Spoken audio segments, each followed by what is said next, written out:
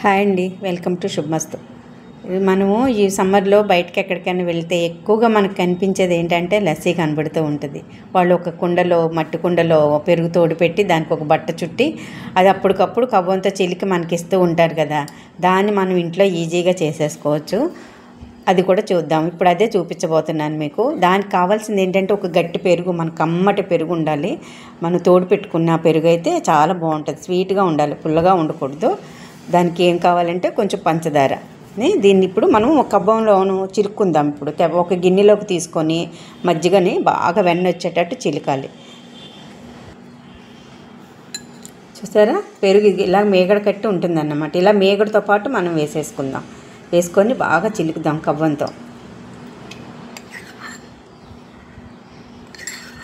ఎంతమంది ఉన్నారు క్వాంటిటీ చూసుకొని దానికి తగ్గంత పెరుగు వేసుకోండి.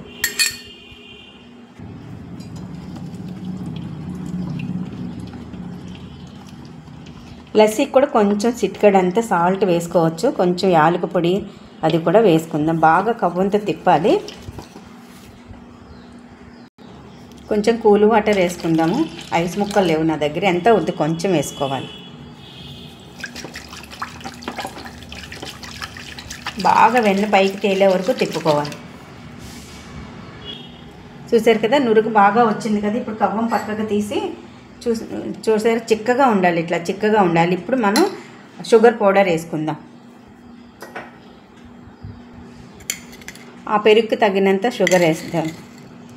స్వీట్ ఎంత కావాలంటే అంత వేసుకోవచ్చు. కాకపోతే లస్సీ అంటే కొంచెం తీయగానే ఉండాలి కదా. చిటికెడు సాల్టు, చిటికెడు యాలకుల పొడి, ఎంతో వద్దు కొంచెం వేసుకుందాం. దాన్ని బాగా మిక్స్ చేసుకుందాం. మళ్ళీ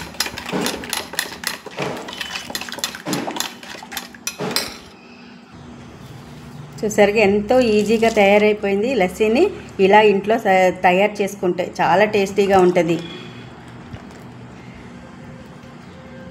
ఈజీగా అయిపోయే రెసిపీ ఇది. దీనిపైన కొంచెం డ్రై ఫ్రూట్స్ యాడ్ చేసుకుందాం.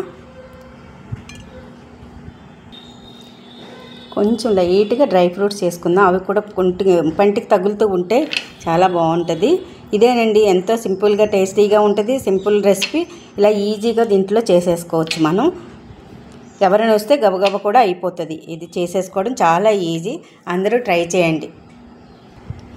చూసారుగా ఎంత ఈజీగా చేసుకోవచ్చో. ఇంట్లో అన్నీ రెడీగా ఉండాలి కానీ ఒక్క నిమిషంలో అయిపోతుంది. ఇవన్నీ కూడా నేను ఇంకా కూడా ఈజీ రెసిపీలన్నీ చేసి మీకు చూపిస్తూ ఉంటాను. మీరు చూస్తూ ఉండండి.